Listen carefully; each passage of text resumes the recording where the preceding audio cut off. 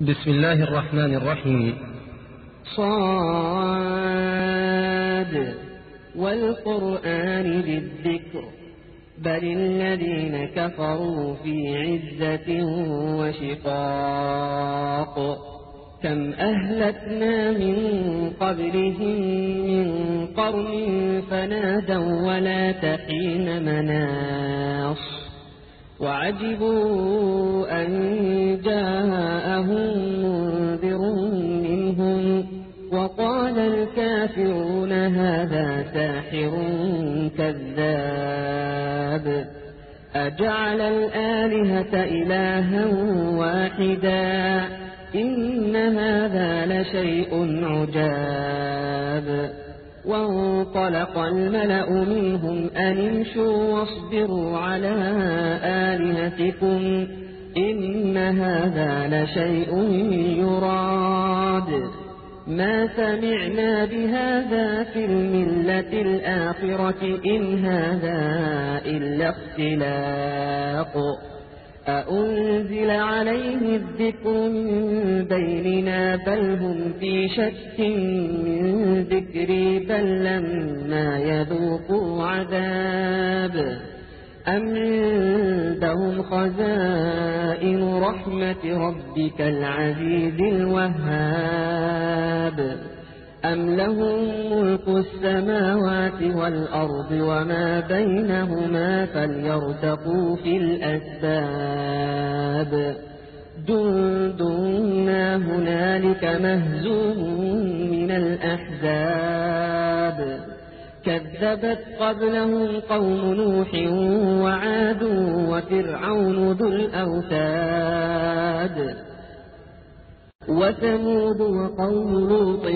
وأصحاب الأيكة أولئك الأحزاب إن كل إلا كذب الرسل فحق عقاب وما ينظر هؤلاء إلا صيحة واحدة ما لها من فواق وقالوا ربنا عجل لنا قطنا قبل يوم الحساب اصبر على ما يقولون واذكر عبدنا داود ذا الأيد إنه أواب إنا سخرنا الجبال معه يسبحن بالعشي والإشراق والطير محشورة كل له أواب وشددنا ملكه وآتيناه الحكمة وفصل الخطاب وهل أتاك نبأ الخصم إذ تسوروا المحراب إذ دخلوا على داود ففزع منهم قالوا لا تخف خصمان بغى بعضنا على بعض فاحكم بيننا بالحق ولا تشطط واهدنا إلى سواء الصراط إن هذا أخي له 99 نعجة ولي نعجة واحدة فقال أكفلنيها وعزني في الخطاب قال لقد ظلمك بسؤال نعجتك إلى نعاجه وإن كثيرا من الخلطاء ليبغي بعضهم على بعض إلا الذين آمنوا وعملوا الصالحات وقليل ما هم وظن داود أنما فتناه فاستغفر ربه وخر راكعا وأناب فغفرنا له ذلك وإن له عندنا لزلفى وحسن مآب يا داود إنا جعلناك خليفة في الأرض فاحكم بين الناس بالحق فاحكم بين الناس بالحق ولا تتبع الهوى فيضلك عن سبيل الله إن الذين يضلون عن سبيل الله لهم عذاب شديد بما نسوا يوم الحساب وما خلقنا السماء والأرض وما بينهما باطلا ذلك ظن الذين كفروا فويل للذين كفروا من النار أم نجعل الذين آمنوا وعملوا الصالحات كالمفسدين في الأرض أم نجعل الذين آمنوا وعملوا الصالحات كالمفسدين في الأرض أم نجعل المتقين كالفجار كتاب أنزلناه إليك مبارك ليدبروا آياته وليتذكر أولو الألباب ووهبنا لداود سليمان نعم العبد إنه أواب إذ عرض عليه بالعشي الصافنات الجياد فقال إني أحببت حب الخير عن ذكر ربي حتى توارت بالحجاب ردوها علي فطفق مسحا بالسوق والأعناق ولقد فتنا سليمان وألقينا على كرسيه جسدا ثم أناب قال رب اغفر لي وهب لي ملكا لا ينبغي لأحد من بعدي إنك أنت الوهاب فسخرنا له الريح تجري بأمره رخاء حيث أصاب والشياطين كل بناء وغواص وآخرين مقرنين في الأصفاد هذا عطاؤنا فامنن أو أمسك بغير حساب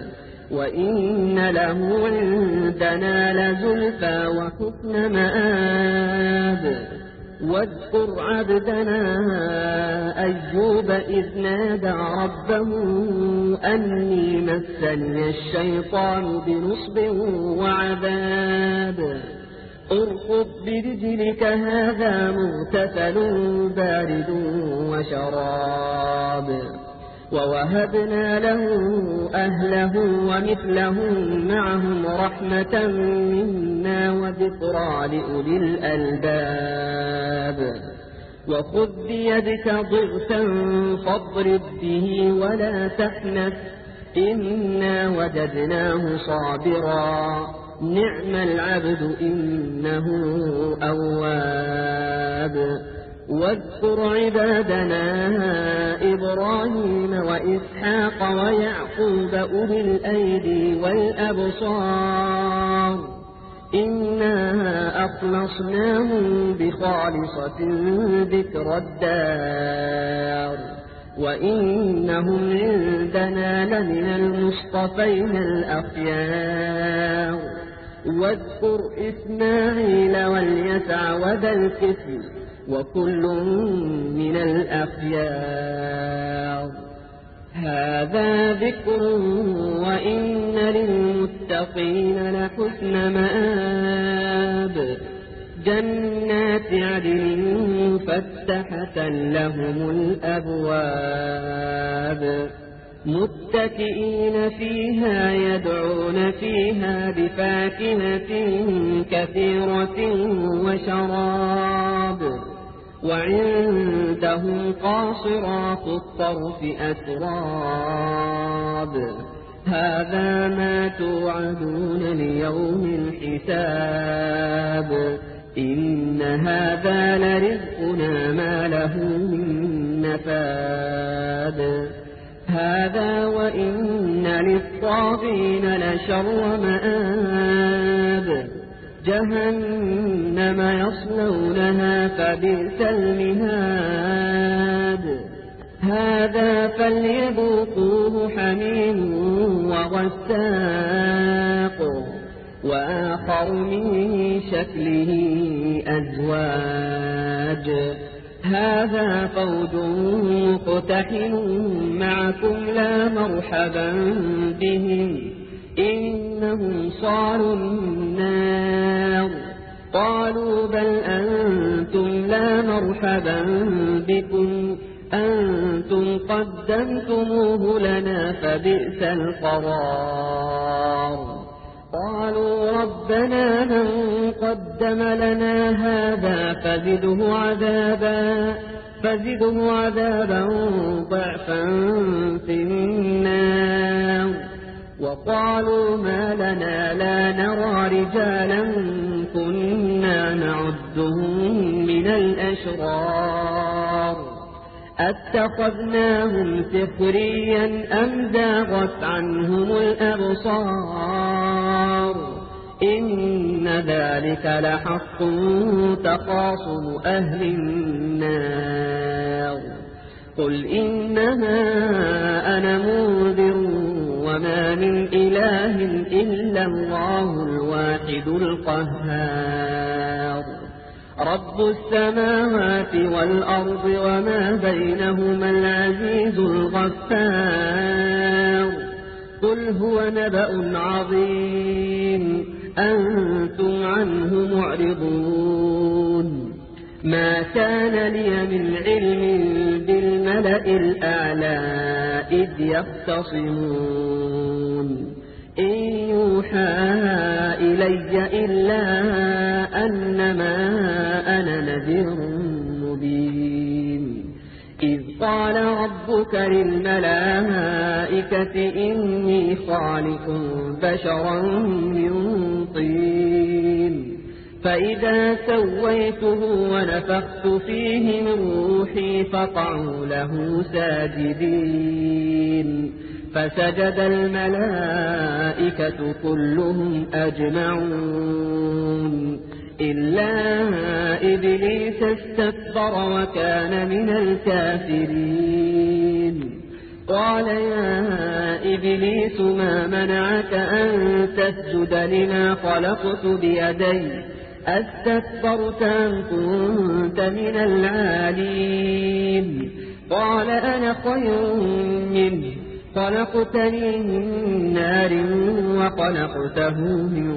طين قال فاخرج منها فإنك رجيم وإن عليك لعنتي إلى يوم الدين قال رب فأنظرني إلى يوم يبعثون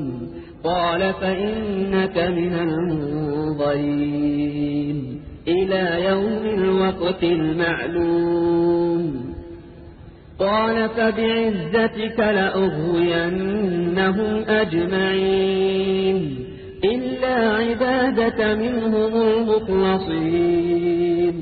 قال فالحق والحق أقول لأملأن جهنم منك ومن تبعك منهم أجمعين قل ما أسألكم عليه من أجر وما أنا من المتكلفين